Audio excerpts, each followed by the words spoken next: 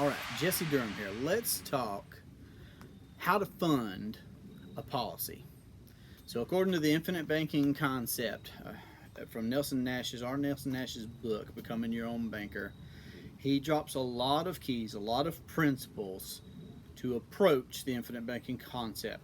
Things like being imaginative, things like being logical and reasonable. So, when addressing the question of how do we get started in our first policy, how do we fund subsequent policies, how to approach funding, let's look at a couple of the things that are repeated in his work. So he talks about being reasonable, talks about being logical, talks about remembering prophecy. That could just be repetition, history, trends, seasons, and then ultimately being imaginative. And he really stressed that one, perhaps even above the others, is being imaginative. I know that I got pretty imaginative in the beginning in getting our first policy funded.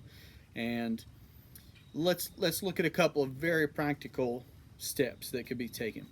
So some other principles that I've gathered from Nelson have been not to do business with banks. So let's address things that we have already financed, things that we're already facilitating the capitalization of somebody else's bank right now. So early payments on things that we already have financed, extra payments. Let's come down to minimums on things that we currently have financed elsewhere. Let's not fast track anybody else's capitalization. Let's not fast track anybody else's growth and revenue from interest that we're paying them early and ahead of time. Let's free up some of our own cash flow by paying minimums on the things that we already have financed elsewhere. And let's start building up funds to facilitate the capitalization of our own bank, our own banking system. So that would be one area, not making any extra payments, making any early payments, anything like that, just going down to minimums. That's going to free up some capital. Some other areas to look at could be just deciding on developing the habit and the discipline of paying a certain amount, a certain percentage, and you pick a number or you pick a percentage. That's your choice to make. Something to pay yourself first. You know, the three rules of banking are pay yourself first, pay yourself with interest, and recapture or recycle every dollar that tracks through your hands.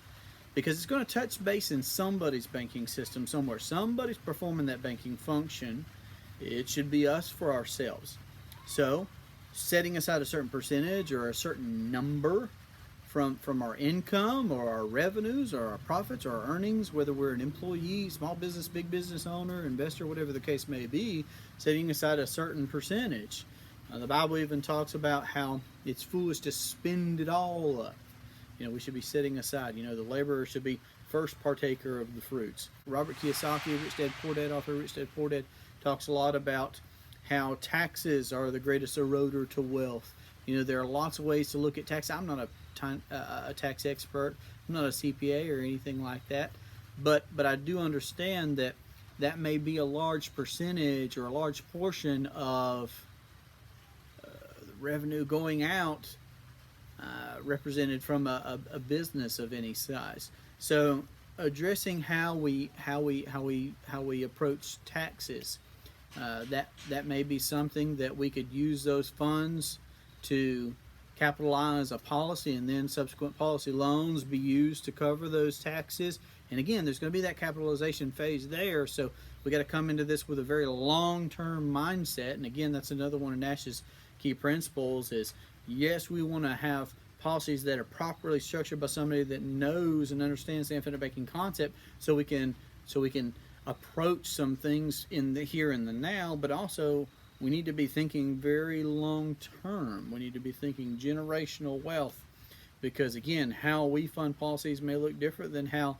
generations come fund policies, because they could be having a head start because of what we're doing now. We're planting that tree so that others will be able to enjoy the shade. So funding a policy, looking at your tax situation, whatever that may look like.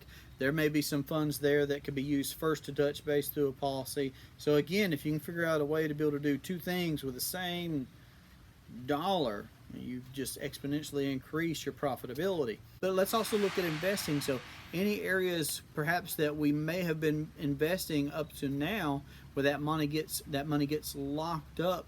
And again, that just kind of depends on everybody's individual situation. You could be in a situation where you outright own your home, no mortgage, no house payment, and you might have, a good addition to your net worth by having that asset. But then again, it's tied up in the timbers, it's tied up in the sheetrock, it's tied up in that structure itself. And also you could have perhaps a lower net worth, let's say, but you could have some liquidity in assets that you may have. So not having money put into qualified plans, qualified programs, the 401ks, the 503bs, all these different things, where our money is going to be tied up, where our money is going to be parked or locked up, where we can access it at least without penalties and taxes and things like that. That may be a way to, and I'm not saying don't do those things. Even that's your choice to make. Do your own research, fund your own education, and arrive at a decision that works for you. But again, remember, infinite banking is not an either or choice. You could figure out how to structure a policy that would allow you to begin banking for yourself, begin captivating a percentage of your personal finance footprint, and then even use those policy loans to fund other investments. And if that happens to be a government qualified program for you, awesome. If it happens to be, just fill in the blank. There's so many things that we could talk about right there. But that might be another way. You could pause, you could stop, whatever decision you arrive at there. There might be some funds going to other investments where they're locked up, where they're tied up, that you could start putting through a policy first, and then you could still continue on and do those things. But again, that would allow you to be able to do multiple things with the same dollars and still get the ultimate benefit of both. Right? Again, banking is a process. It's not the product. It's not the investment. It's just the process of financing. It's just the process of banking whatever your lifestyle is and whatever you're purchasing for production or consumption happens to look like. It's just that banking function there. So some other ways to be able to fund policies. Again, like I said, I got kind of creative in the very beginning. We simply had a yard sale just to be able to start amassing funds with what we were already going to start doing by paying ourselves a certain percentage every month out of our income, out of our earned income. Also evaluating our tax situation, perhaps making some changes there according to what a refund or years of refunds happen to look like, and or taxes that were paid. So either freeing up more dollars in the here and now by making changes to our tax withholdings, and or using any refund that we may have gotten to be able to fund a policy as well. Now that's not necessarily anything that you can count on with regularity, perhaps without looking back. And again, I'm not the tax expert. I'm just saying from my own personal experience, all these different areas, my own personal, my family's personal finance footprint, that we tried to evaluate every single piece, every dollar that was going in or out in whatever direction. And even those dollars that we normally didn't look at before we didn't even see that, those things that were taken out of our checks, as employees before we even got our net income.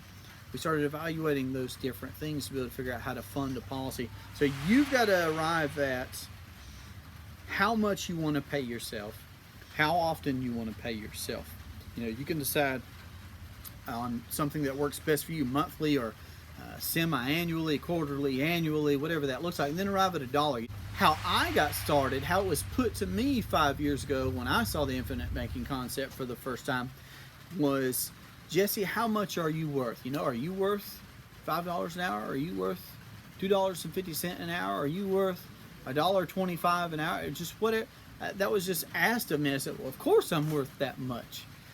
So then I was walking down this scenario of asking myself, okay, well, if you're worth that $2.50 an hour, and let's say you worked 8 hours a day, and then let's say you did that for 5 days a week, and let's say you did that for 50 weeks out of the year with 2 days off for vacation purposes, are you worth paying yourself that when it's all said and done? When you look over, and I remember thinking at that time, as I was running those numbers in my head and pulling those up on my calculator, what that looked like for me, thinking, wow, that's bit big of a number. But again, when you bring it down to the action steps that we take today, produce those results over the long term, it's easy to